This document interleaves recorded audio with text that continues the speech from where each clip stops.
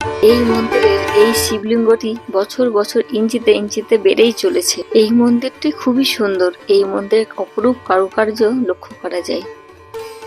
একদম মাথায় কলস ও ত্রিশূলপূর্ণ অংশটাকে দেখতে উল্টানো পদ্ম ফুলের মতো। মন্দিরটির উচ্চতা প্রায় 57 ফুট। মন্দিরটি কাশিমবাজার রেল স্টেশনে উত্তর পূর্বে সামান্য দূরে অবস্থিত, যা ব্যাসপুরে অবস্থিত এবং ব্যাসপুর শিব মন্দির নামে পরিচিত। নমস্কার, আমি রাজশ্রী। আজকে আমি আপনাদের ঘুরে ঘুরে এই মন্দিরটি দেখাবো এবং তার সাথে শেয়ার করব এই মন্দিরের ইতিহাস। তাই ভিডিওটি শেষ পর্যন্ত দেখতে থাকুন, আর ভিডিওটি ভালো লাগলে অবশ্যই লাইক, কমেন্ট, শেয়ার করে পাশে থাকবেন। কাশিমবাজার রেল স্টেশনের ওভারব্রিজ থেকে ব্যাসপুর শিব মন্দিরের চূড়া দেখা যায়। ওই যে সোনালী রঙের চূড়াটি দেখতে পাচ্ছেন, ওটি ব্যাসপুর শিব মন্দিরের চূড়া। তাহলে বুঝতেই পারছেন স্টেশনের কতটা কাছেই এই মন্দিরটি অবস্থিত। কাশিমবাজার রেল স্টেশনের উত্তর পূর্বে রেলগেট পার হলেই 2 মিনিট পায়ে হাঁটা পথেই পৌঁছে যাবেন ব্যাসপুরের শিব মন্দিরে। এবার আমরা চলে আসলাম ব্যাসপুর শিব মন্দিরের পূর্ণভূমি চত্বরে।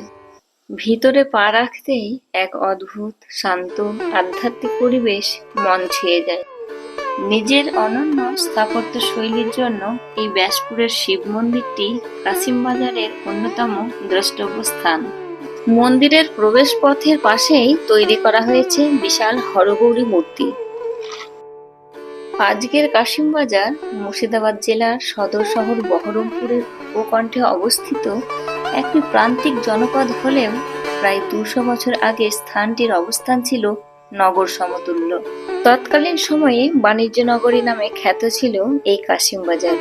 গৌরবময় সেই সময়ে বৃহত্তম কাশিমবাজারের বিভিন্ন অঞ্চল পরিচিত ছিল বিভিন্ন নামে, যেমন কালিকাপুর, শ্রীপুর, মহাজনটুলি, ব্যাসপুর ইত্যাদি। রাজপরিবারের সদস্যদের দ্বারা বিভিন্ন সময়ে বিভিন্ন স্থাপত্য নির্মিত হয়েছিল। পুরাতন বৃহত্তর কাশিমবাজারের ঐতিহ্য ছড়িয়ে ছিটিয়ে রয়েছে বর্তমান প্রান্তিক কাশিমবাজারের বিভিন্ন প্রান্তে। সেই রকমই অতীতের চিহ্ন হিসেবে দাঁড়িয়ে আছে ব্যাসপুরের ঐতিহ্যবাহী এই শিব মন্দির। কাশিমবাজার এস্টেটের প্রথম মহারাজা লোকনাথ রায়বাহাদুরের পুত্র রাজা হরিনাথ রায়বাহাদুর ছিলেন অত্যন্ত বিদ্যানুরাগী ব্যক্তি।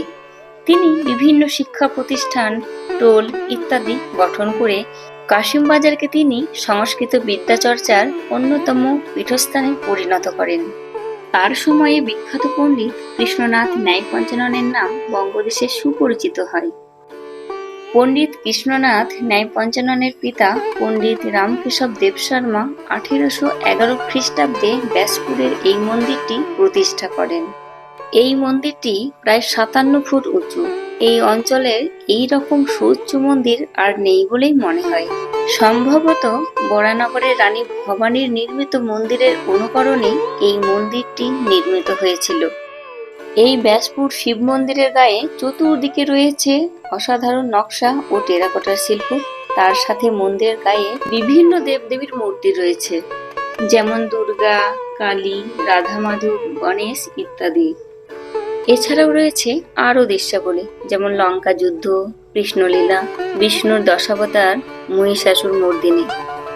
এছাড়াও রয়েছে সিংহ, হাতি, সর্প ইত্যাদি প্রাণীর মূর্তি। রয়েছে আরও ফুল, লতাপাতার নকশা। মূল মন্দিরের সামনে রয়েছে এক বাংলা শৈলীর আদলে নাট মন্দির। এই এক বাংলাটির গায়ে সুন্দর টেরাকোটার কাজ ফুটিয়ে তোলা হয়েছে। মন্দিরের সংস্কারের ফলে টেরাকোটার কাজগুলি কিছুটা সাবেকিয়ানা হারালেও তা নিজস্ব উৎকর্ষতা ধরে রেখেছে। মূল মন্দিরের সুউচ্চ অংশটিতে একাধিক স্থাপত্যশৈলীর মিশ্রণ লক্ষ্য করা যায়। প্রথম অংশটি বাঁকা কার্নিশযুক্ত চালা শৈলীর মতো। দ্বিতীয় অংশটিতে রয়েছে পদ্ম ফুলের 8টি পাপড়ির বলয়। তৃতীয় তথা সর্বশেষ অংশটি 8 কোণ বিশিষ্ট গম্বুজ আকৃতি এবং একদম মাথায় কলস ও ত্রিশূলপূর্ণ অংশটিকে দেখতে পুরো উল্টো পদ্ম ফুলের মতো। নাট মন্দিরের উপরে রয়েছে একটা শিলালিপি, আর এই শিলালিপিতে যে কি লেখা আছে আর কোন ভাষায় লেখা আছে সেটি সম্ভবত কেউ আজ পর্যন্ত বলতে পারেনি। সময়ের সাথে সাথে এই মন্দিরটি জরাজীর্ণ হয়ে পড়ে। 1918 খ্রিস্টাব্দে লালগোলার মহারাজ যোগেন্দ্র নারায়ণ রায় বাহাদুর এই মন্দিরটি সংস্কার করেন। সেই সময়ে মন্দিরের সংস্কারের দায়িত্ব ছিলেন বিশিষ্ট আইনজীবী ও তৎকালীন বাংলার অন্যতম জাতীয়তাবাদী নেতা শ্রীযুক্ত রায় বৈকুণ্ঠনাথ সেন বাহাদুর।